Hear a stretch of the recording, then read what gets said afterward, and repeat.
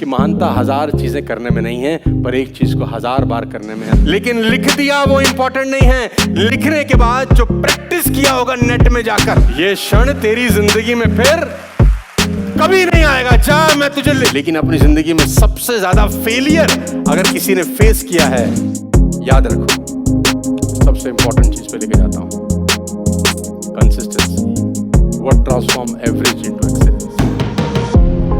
जोर से पढ़ेंगे मेरे साथ साथ, इंपॉर्टेंट है इसलिए पढ़वा रहा हूं, साथ साथ पढ़ेंगे मेरे साथ। I have missed more than 9,000 shots in my career. I have lost almost 300 games.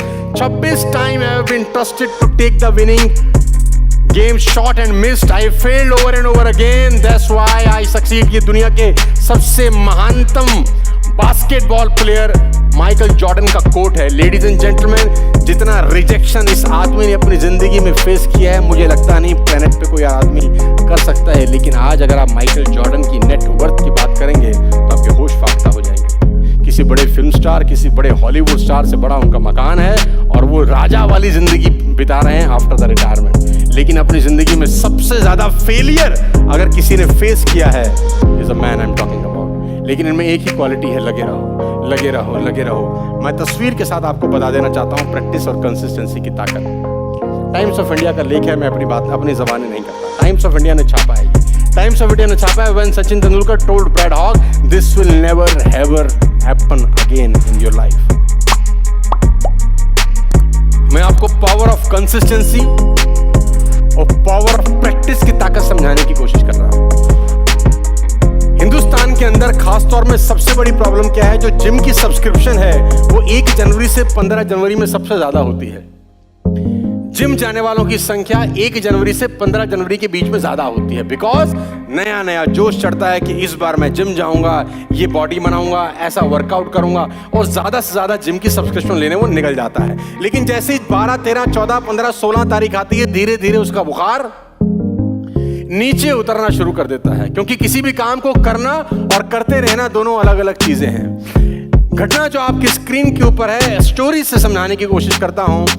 Australia और इंडिया के क्रिकेट मैच में ब्रैड हॉग ने सचिन तेंदुलकर को बोल्ड आउट मारा, और ब्रैड हॉग नया खिलाड़ी था, लेग स्पिनर था, शेन वॉर्न की तरह गेंदबाजी करता था, और उसको लगा कि मैंने जिंदगी में सबसे बड़ा काम कर लिया, कि मैंने दुनिया के सबसे महानतम बल्लेबाज, जिसको क्रिकेट का गॉड बोला जाता है, उसको बोल्ड कर दिया। और मजे की बात तो यही, कहानी यहाँ रुकी नहीं।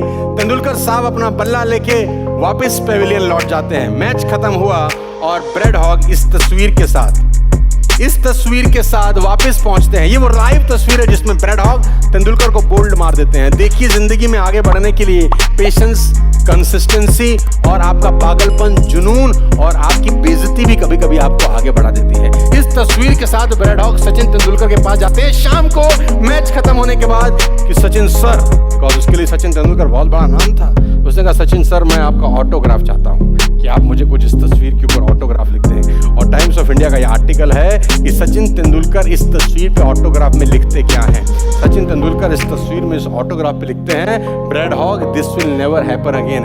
ये क्षण तेरी जिंदगी में फिर कभी नहीं आएगा। ये क्षण तेरी जिंदगी में फिर कभी नहीं आएगा। जा मैं तुझे और ये लिखना तो आसान है। सोचो तेंदुलकर ने इसके बाद कितना प्रैक्टिस, और इसके बाद सचिन तेंदुलकर और ब्रैड हॉग 45 बार आमने सामने हुए। जब ब्रैड हॉग ने सचिन तेंदुलकर को गेंद करी, चाहे वनडे हो, चाहे टेस्ट हो, चाहे IPL ही क्यों ना हो, लेकिन इस घटना के बाद ब्रैड हॉग सचिन तेंदुलकर को फिर आउट नहीं कर सका। पूरी जिंदगी में ब्रैड हॉग का वो आखिरी विकेट था तेंदुलकर पे। लेकिन लिख दिया वो इंपॉर्टेंट नहीं है, लिखने के बाद जो प्रैक्टिस किया होगा नेट में जाकर, सारा का सारा खेल प्रैक्टिस का है। लेडीज एंड जेंटलमैन, कि आप जो कुछ बनना चाहते हैं, जो कुछ पाना चाहते हैं, उसके लिए सीरियस कितने हैं, प्रैक्टिस कितना करते हैं। क्योंकि एक लाइन बहुत ज्यादा इंपॉर्टेंट है आपके लिए समझना और सीखना, कि महानता 1000 चीजें करने में नहीं है, पर एक चीज को 1000 बार करने में है, ताकि आप बेहतर हो सके। एक ही चीज को बार बार करना, इस कंसिस्टेंसी, इस practice, repetition is the mother of. बात समझ में आ रही है तो बोलिए हाँ हाँ। सबसे इंपॉर्टेंट चीज पे आपके लेके चलता हूं। नॉर्मल एफर्ट से नॉर्मल लोग नॉर्मल रहते हैं, एब नॉर्मल एफर्ट से नॉर्मल लोग भी एब नॉर्मल हो जाते हैं।